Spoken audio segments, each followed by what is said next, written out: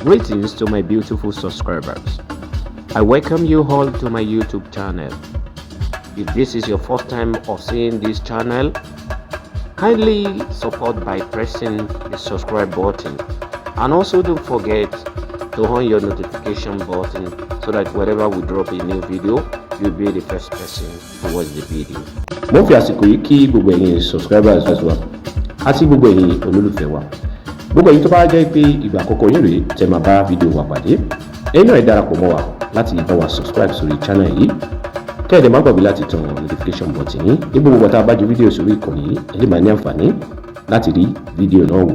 Àwọn kan gbé wọn ti sọ lẹ́sẹ̀ àtẹ̀yẹ ọwọ́ sẹ́yìn wọ́n ti lù rédèrèdè. Wọ́n bá wọ yàrá kejì ara tèmi náà. Wọ́n bá kó gba ọmọ jáde, àwọn ọmọ mẹ́ta. Wọ́n bá kó wa síta, wọ́n lùlù wọ́n lù wá. Sá lówó lọ́wọ́ aláàlówó lọ́wọ́. Owó tó wà lọ́wọ́ wa, wọ́n ti gbà ẹkú ti gbà kò sí mi mọ́. A bá ń bẹ̀ wọ́n bá àtẹ̀mí gan ni wọ́n kó lọ. N kò di pé ìṣubú tán fipá gbé mi dìde tán náà mi mọ́lẹ̀ tí bá tó sọ́rọ́ dìde sí ìlọ tí mo tún dànù. Àti àwọn fẹ́ kan òkè odò kan wọ́n á ní kí n jòkó. Báwọn míì ti ń bọ̀ lẹ́yìn lára wọn.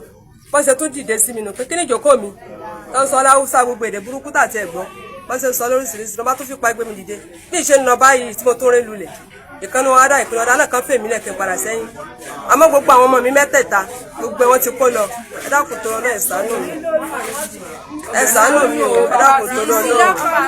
Ọba Ìlọrin lọ́fà àmọ́ ẹ dákun tó lọ náà ẹ ṣàánú mi. Mo ní bàbá mọ́ èmi nìkan náà ló kù tí mo gbọ́ wọn. Ẹ ṣàánú mi tó lọ náà o. Ẹ ní ṣòfò mọ́. Ẹ ní ṣòfò mọ́ ẹ dákun tó lọ náà. Gọ́fìnà ṣàánú mi. Ọmọ mi àgbà fẹ́ ṣe ẹ̀sáàmù pólì àbájáde tí ó fi ṣe sáàpù ló wà báyìí o, wọn ò jẹ́ kó rí ṣe o, ẹ dákun tó ọlọ́ ìṣàánú mi, ẹ ra àánú gbà o, ẹ dákun tó ọlọ́ yìí náà jèrè sí ẹ ṣàánú mi, ẹ dákun tó ọlọ́ ẹ dákun tó ọlọ́ mo ní ẹ ra àánú gbà o. Gbogbo bí a máa yín wọ̀ ní sí ìlú ẹ ṣàánú ẹ ṣàánú. Assalamu alaikum. Mo kí ọba wa ìlú Ìlọrin, mo sì kí gómìnà wa Kwara State, mo kí chairman wa local government wa Ìlọrin East. Gbogbo ohun tó ṣẹlẹ̀ sí mi ni mo fẹ́ ìsìnkú gbogbo yín.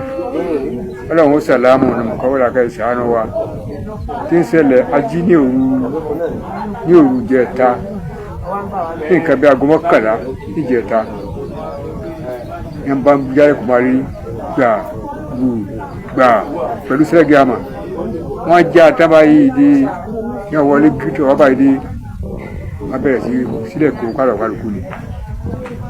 Ọmọ mi tí ó bí akọ́kọ́ gbé lọ yìí yàrá ní ọkọ̀ já Abdulwasiu Sọ́ọ́lì yàrá ní ọkọ̀ já. Wọ́n kú gbogbo báàjì owó rẹ̀ tó gbé kalẹ̀ wọ́n gbé. After àgbà asílẹ̀kùn yàrá màmá rẹ̀ asọ̀rọ̀ Wasiu lọ sọ sẹ́yìn. After àgbà yàrá asílẹ̀kùn yàrá màmá rẹ̀ gbogbo tó náà nílé wọ́n sáà kó wá síta. Èmi yìí náà gan mọ̀ wá nulẹ̀ ibi tí wọ́n ṣe gbìdìgbìdì wáyé dé yọjú wáyé dé bí wọ́n ti wọ́ mi náà sí ọ̀dọ̀ nù.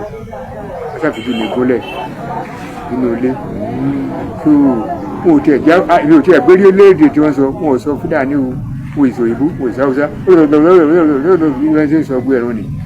Àgbélé tí wọ́n sọ àmọ́ èdè tí wọ́n jẹ́ dì sí. Àwọn ọmọ pé bòrò ni wọ́n. Àwọ̀ wọn tí mo rí bòrò ni wọ́n. Bòrò ni wọ́n.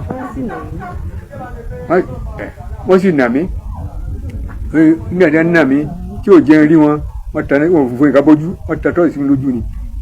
Tọ́ọ̀sì ẹ̀rìmọ̀ ní àtàsí mi lójú wọn ò lè rí wọn, wọ́n kàn tó igi sí mi láàánú. Wọ́n sì gba sẹ́ẹ̀tì mi, ń gba wọn owó dáadáa lọ sọ́wọ́n sì jẹ́ jáde, wò já kéré wò á sára àdó, wò já pé. Nígbà wọn wá lọ tán yányá, mo sì wá jáde lọ pé àwọn èèyàn. Àwọn mẹ́ta náà sì gbé lọ, ọmọ kan sì wà nú ọmọ mi, ó lóyún nú.